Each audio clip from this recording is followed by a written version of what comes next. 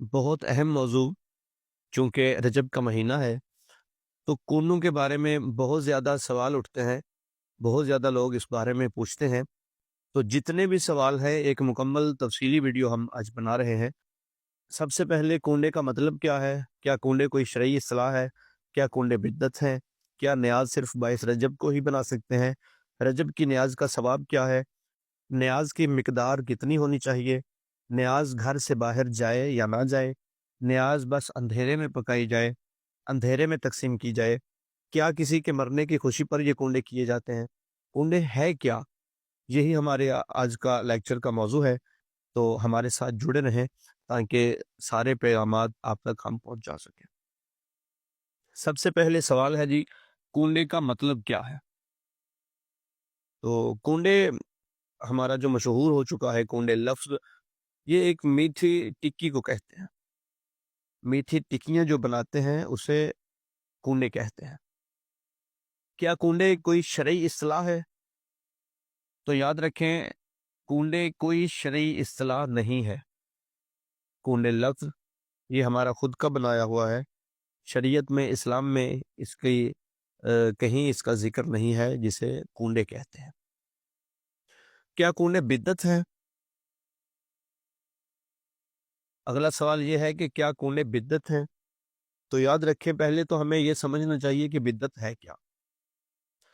ऐसी चीज़ जिसका हुक्म शरीयत में नहीं, जो हमें मोहम्मद व आले मोहम्मद ने नहीं बताया, आप उसे खुद से बना के उसे दीन में शामिल कर दें और बोलें कि ये दीन है, तो उसे कहते हैं बिद्दत। तो कूड़े कोई बिद्दत नहीं है, बल्कि कूड़े क्या है, ये हम आगे ज़िक्र करेंगे। क्या न्याज़ सिर्फ़ 22 रजब? अगला सवाल है कि क्या हम कूड़े की न्याज़ जो है वो सिर्फ़ 22 रजब को ही बना सकते हैं? तो याद रखें कि 22 रजब के अलावा भी हम सारे महीने में कभी भी ये न्याज़ पका सकते हैं, कभी भी तक़सीम कर सकते हैं। सिर्फ़ 22 रजब का दिन इसके लिए मख़सूस नहीं है। रजब की न्याज़ का सवाब, अगर कूड़े कोई शरई इस्तिलाह नहीं है, तो इसका मतलब ये नहीं कि आप किसी को खाना नहीं खिला सकते, किसी को लुक़मा नहीं खिला सकते, बल्कि आम अय्याम में भी किसी को खाना खिलाना, किसी को मीठा लुक़मा खिलाना बहुत ज़्यादा अजर व सवाब है।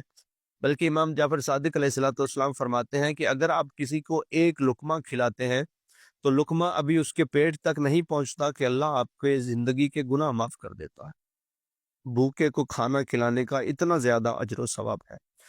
तो ये आम अयाम में इतना ज़्यादा अजर व सवाब है, तो आप सोचें रजब जो कि महीना ही अल्लाह का महीना है, इस महीने में कितना ज़्यादा अजर व सवाब है। इस महीने में अल्लाह और अहले बैत कितने खुश होंगे जब हम किसी को खाना खिलाएँगे, किसी को मीठा लुक़मा खिलाएँगे। सवाल किया जाता है कि न्याज़ की मिक़दार कितनी होनी चाहिए?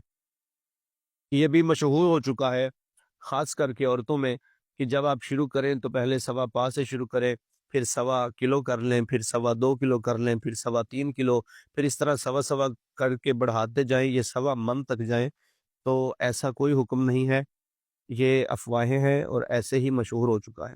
आपकी जितनी औकात है, आपकी जितनी आपकी जेब इजाज़त देती है, आप उतनी न्याज़ बनाएँ, चाहे ₹5 की न्याज़ खरीदें, चाहे 5000 की, चाहे 5 लाख की खरीदें। जितना आपको अल्लाह ने अता किया है, जितना अहले बैत के सदक़े में आपके पास आपकी इस्तिताअत है, आप उतनी न्याज़ बनाएँ और उतनी न्याज़ तक़सीम करें।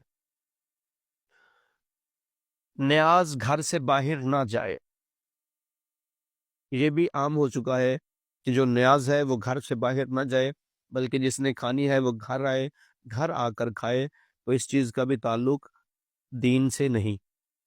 आप न्याज़ बना रहे हैं, तो आपकी नीयत ही ये है कि मैंने ये खिलानी है, मैंने मोमिनीन को उनका उनकी भूख मिटानी है और मैंने अल्लाह और अहले बैत से इसका अजर हासिल करना है। तो आप न्याज़ बना के बेशक लोगों के घरों में भेजें, बेशक लोगों को घर बुला के खिलाएँ, इसमें कोई कैद नहीं, जैसे आपका दिल चाहे आप वैसे करें। न्याज़ बस अंधेरे में पकाएँ और अंधेरे में ही तक़सीम कर दें। अक्सर लोग ऐसे करते हैं, 22 रजब की फजर से पहले-पहले न्याज़ बनाना शुरू करते हैं और फजर की से पहले-पहले न्याज़ बना लेते हैं और फिर कोशिश करते हैं कि दिन निकलने से पहले-पहले इसको तक़सीम कर दें। तो ये भी चीज़ मशहूर हो चुकी है, इसका ताल्लुक भी हकीकत से नहीं है। آپ جب مرضی بنائیں، جب مرضی کھلائیں، جب مرضی مومنین کی دعوت کریں، جب مرضی دسترخوان سجائیں، اس میں بھی کوئی قید نہیں ہے۔ اس کے بعد بہت مشہور ہو چکی ہے یہ بات ہمارے معاشرے میں کہ یہ کسی اہل بیت کے دشمن کے مرنے کی خوشی کرتے ہیں۔ تو یہ بھی یاد رکھیں ایسا کچھ نہیں ہے۔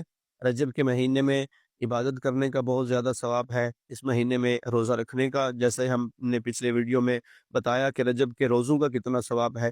رجب میں آپ کسی بھوکے کو کھانا کھلاتے ہیں تو اس کا کتنا ثواب ہے۔ رجب میں آپ کسی مومن کی دعوت کرتے ہیں تو اس کا بہت زیادہ اجر و ثواب ہے۔ تو ہماری اس خوشی کا، ہماری اس نیاز کا کسی کے مرنے یا کسی کے جینے سے کوئی تعلق نہیں۔ ہمارا تعلق صرف اللہ اور اہل بیت سے ہے، صرف آل محمد کے گھرانے سے ہے، اور کسی سے ہمارا کوئی تعلق نہیں۔ اور اگر ہم اہل بیت کے کسی دشمن کی خوشی کریں بھی تو اس میں غلط کیا ہے؟ اہل بیت کے دشمنوں پہ لعنت اللہ بھی کرتا ہے اور ہم بھی کرتے ہیں، اور اہل بیت کے دشمنوں کے مرنے کی خوشی بھی کرنے سے اللہ راضی ہوتا ہے، اور اہل بیت خود بھی راضی ہوتے ہیں۔ تو پہلے نمبر پہ ہم ایسا کچھ کرتے نہیں، کسی کے مرنے جینے سے ہمارا کوئی تعلق نہیں، اور ہاں اگر ایسا کریں بھی تو اس میں کچھ غلط عمل نہیں ہے۔